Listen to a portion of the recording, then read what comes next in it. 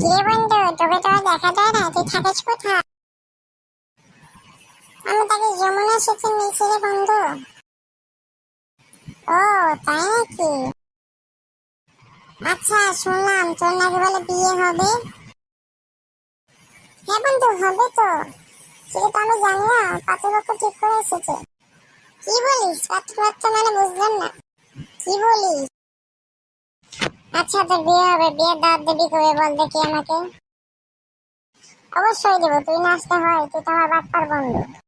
বন্ধু, তুই এটা কি বললি?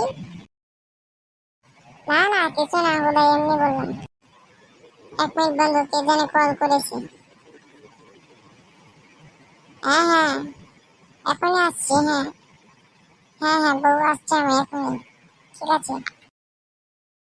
বন্ধু, আমার বউ কল করেছে। আচ্ছা, আমি গেলাম, তুই থাক। আচ্ছা, যা যা। শয়তান বন্ধু। কি তোর লাগলো? তুই আমাকে ঢিল মারলি নাকি রে? আরে না বন্ধু, আমি তোকে ঢিল মারি নাই তো। তাহলে মারলো কাকে? দেখ, কেউ মারছে নাকি না, কুত্তা বিলে তোকে হেগে দিয়েছে। ভাইরা শুনছো, আমি একটু জনি সিজনের বাড়ি যাবো, একটু দেখে দিবে কোথায়? কে তুমি বোন?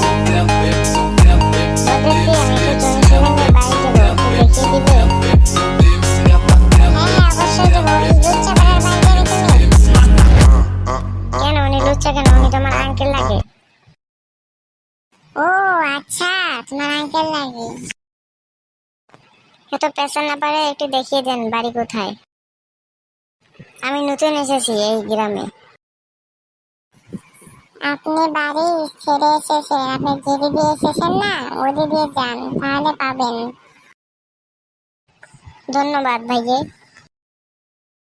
ঠিক আছে ঠিক আছে, যাও।